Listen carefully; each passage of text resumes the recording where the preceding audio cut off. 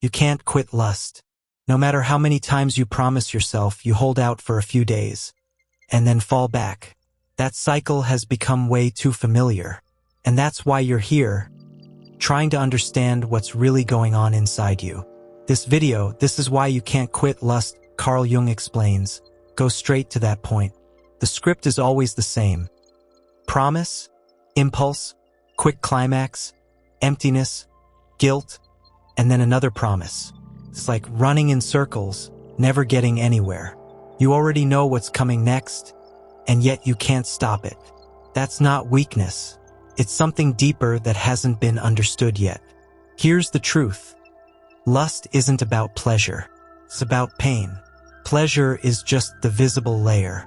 What you're really trying to silence is loneliness, rejection, that gnawing sense of not being enough.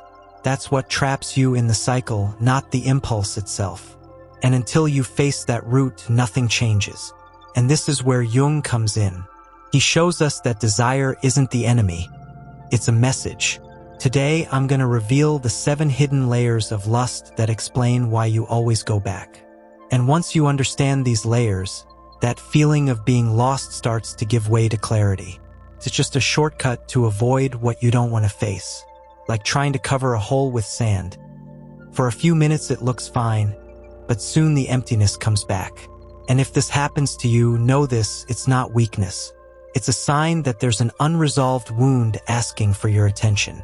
Jung put it simply, what we deny in ourselves, our shadow, always comes back disguised as an impulse. That's why you think you're chasing a body, but really you're chasing comfort. You think it's pure chemistry, but it's actually neediness. How many times have you caught yourself in this paradox? That confusion is exactly what keeps you stuck in cycles that feel impossible to break, until you finally understand what's really going on. And here's the part almost nobody talks about. There is a way out. And more than that, there's a real path forward. One that doesn't depend on brute force or impossible promises. When you uncover what's hiding behind the impulse, you stop being a passenger and take the wheel of your own life again. It's not about crushing desire. It's about learning how to decode the message it carries. So stick with me until the end, because today you're not only going to understand why you can't quit, but you're also going to discover a simple 30-day protocol that can completely change how you deal with lust. A real, clear step-by-step that has already helped so many people, and it could be the beginning of your turning point. Because yes, behind your biggest conflict might be the key to your transformation. Carl Jung believed that every human impulse carries a hidden message from the unconscious. He said lust, so often condemned or misunderstood, shouldn't be seen as the enemy, but as a disguised message. That's why I want to break down for you the 7 psychological layers behind lust, the ones that explain why this desire shows up at very specific moments in your life. Once you get this, you realize it's not weakness, it's actually an invitation to know yourself better. The first layer is the hidden emptiness. Picture this. It's late at night, you're wiped out, lying in bed, and instead of facing the silence, you grab your phone and start scrolling for distractions. Out of nowhere, lust kicks in like it's saying, "Hey, I'll throw a little color into this gray day." The second layer is emotional anesthesia. After getting humiliated at work or fighting at home, you reach for instant pleasure just to cover up the pain. Maybe you call someone you know isn't good for you, or raid the fridge even though you're not hungry. The third layer is hidden loneliness. That's when you text someone who's already made it clear they don't want anything serious, but you insist anyway. Deep down, it's not about them. It's about chasing quick relief from the weight of being alone. The fourth layer is repetition. You fall for someone who disappears, leaves you on read, and the moment they hit you with a casual, "Hey stranger," you're right back at it. Looks like fate, but really, it's your unconscious replaying the same scene, hoping you'll finally wake up. The fifth layer is desire as a mirror. Ever notice how you're drawn to people who are confident, bold, who speak without fear? Many times, it's not really about them, it's about you. Lust reveals what's been sleeping inside you, whispering, "Look, this is also who you could be, if only you let yourself." It's uncomfortable because it shines a light not only on what you crave, but also on what you don't dare to claim in yourself. The sixth layer is the illusion of losing control. It's that 2 a.m. moment when you swear you'll resist, but end up sending a drunk voice note, spilling feelings that seem way too much the next morning. You think it was weakness, but really, it was your shadow begging to be heard. And then comes the seventh layer, the search for the divine. At the height of pleasure, you realize it's not just about body or touch. It's about feeling alive, connected to something bigger, like for a split second you brushed up against infinity. And that's exactly why Jung matters here, because he reminds us that desire isn't something to crush. It's something to understand. And hey, if this is making sense to you, drop a like and tell me where you're watching from. I'd love for us to build a warm, supportive community here at Inner Whisper, because from here on out, we're going to open doors into even deeper truths about what it really means to understand yourself. The first layer is what Jung called the disguised shadow. Lust dresses up as hunger for the body, but underneath it hides something else. The ache of not being loved, the sting of rejection, the loneliness that feels unbearable. It's like that warning light flashing on your car's dashboard. You can cover it with tape, but the engine problem doesn't go away. Lust is that blinking signal. It's not weakness. It's a message from deeper inside you. And I know you've felt it. You tell yourself you're done, you won't go there again. But then midnight comes. The bed feels too big, the silence too heavy. Suddenly you're opening the browser you swore you deleted, chasing a stranger's body on a screen. Or you're scrolling through old intimate photos, reliving moments that only leave you emptier. Maybe you're texting that late-night hookup who always disappears by morning. And when the sun rises, what's left? The shame, the guilt, the same hollow space. Because what you're chasing isn't sex. It's a way to quiet the terror of being unseen. When that urge hits, I want you to pause, not tomorrow, but in the very moment. Ask yourself, what is this craving trying to tell me right now? Breathe. Try to name 2 emotions beneath the surface. Maybe it's envy after seeing your friends in relationships. Maybe it's the sting of not being chosen. Maybe it's the boredom that feels like abandonment. Naming them is like lifting the hood of the car instead of just silencing the alarm. The moment you see it, you're not in the dark anymore. The second layer is the inner child. Because deep down, you're not chasing sex. You're chasing comfort. That craving isn't about a naked body. It's about feeling safe in someone's arms. Lust works like an emergency blanket. It heats you fast, but it never warms the whole house. And you're not weak for this. You learned long ago to soothe yourself in the only way you knew. Think of those nights after heartbreak, when you swipe endlessly on dating apps not because you want a stranger, but because you're desperate not to feel alone. Or when you answer a "you up" text even though you already know how it ends.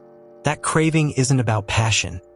It's your inner child whispering, "Please, don't leave me alone tonight." And here's where the game shifts. Instead of punishing yourself, try a small, practical act to break the automatic loop.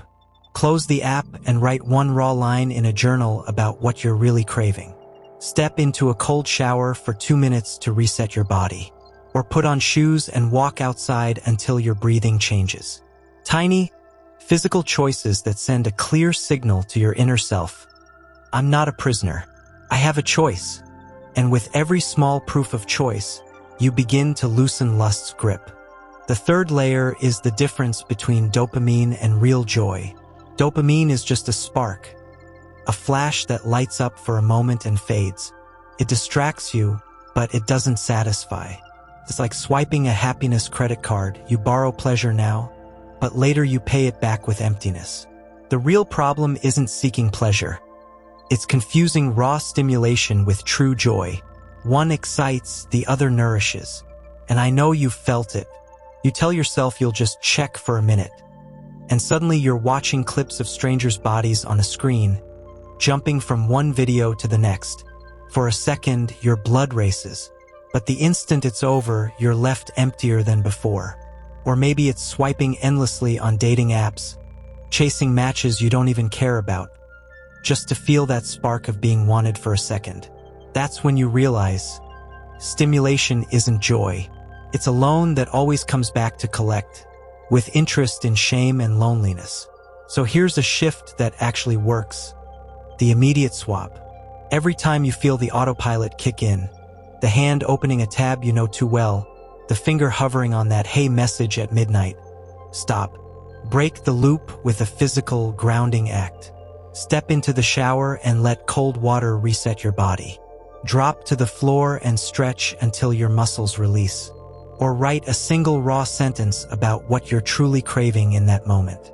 Small, simple actions that pull you back into presence before lust takes the wheel.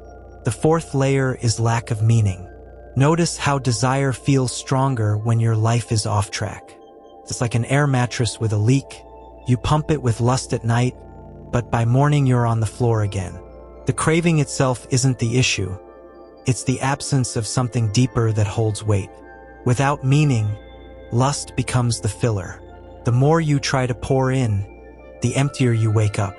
I've lived this.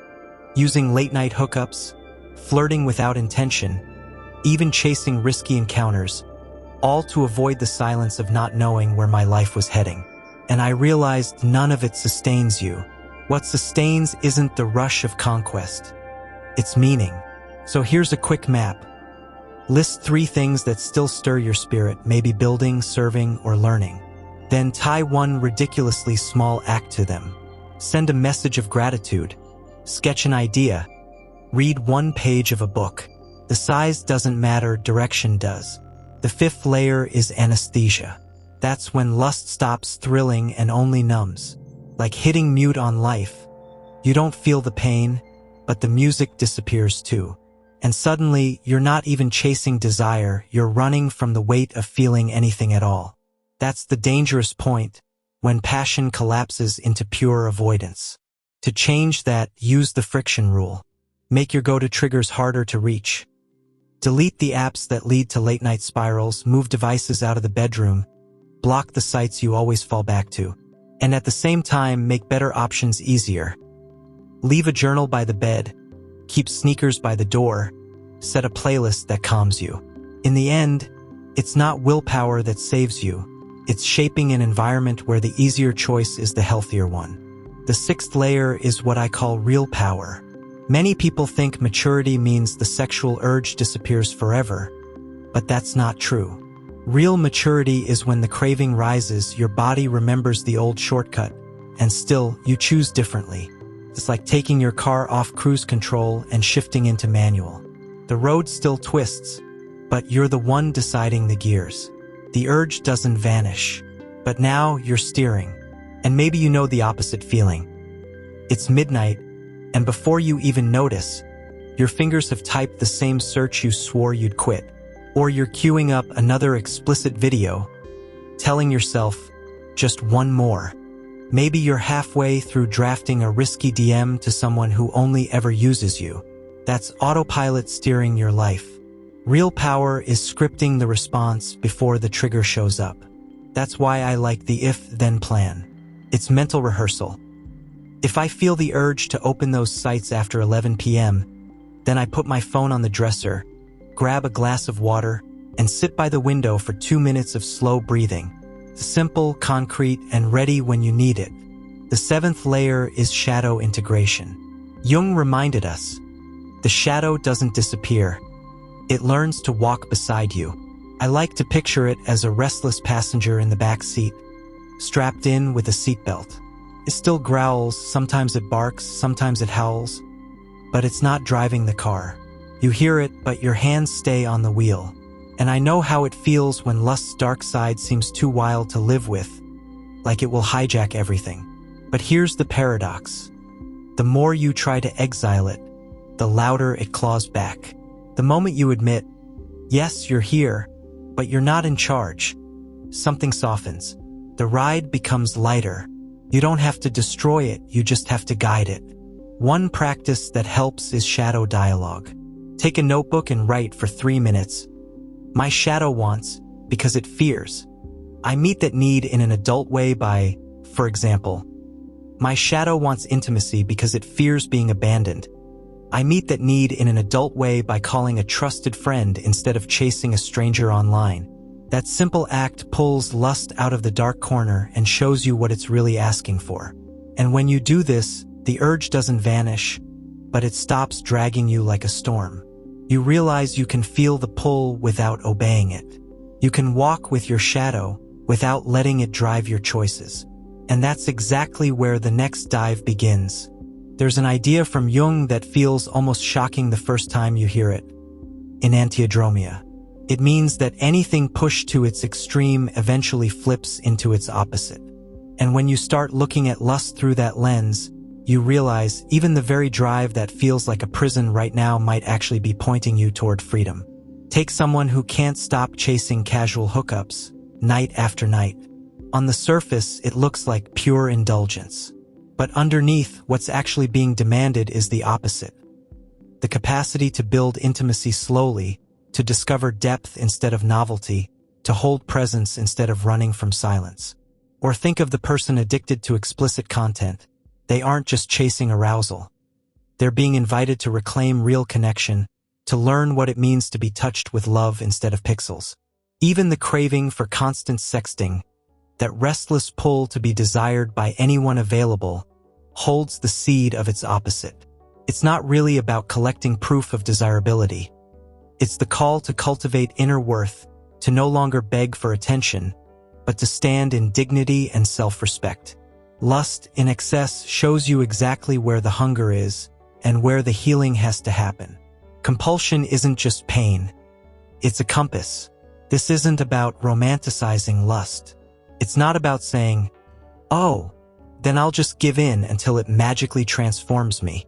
That doesn't happen. The impulse is a signal, not the path. Points to the wound, but it doesn't provide the cure.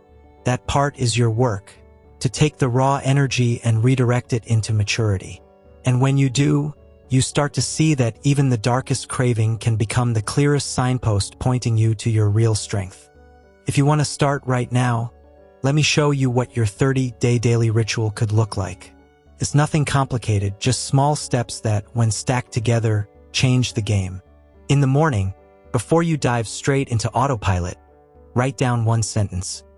Today, I usually use pleasure too. It could be loneliness, boredom, anxiety. Naming it early takes the weight off your unconscious and brings it into awareness. During the day, practice shadow integration. When the impulse shows up, write quickly, "My shadow wants," because it fears. I handle that in an adult way with, pair it with the if-then plan. If the urge shows up, then I get up, drink some water, and breathe on the balcony. In the middle of your day, remember support. It could be a therapy session, sending a message to someone you trust, or even sharing your goal with a friend. Walking this road with someone else always makes you stronger. In the afternoon or at night, adjust your environment. Remove what traps you. Log out, block, keep it out of your bedroom, and make what nourishes you easier. Sneakers by the door, a book open on the table, a water bottle filled and ready. Before bed, mark your calendar. Did I make it today?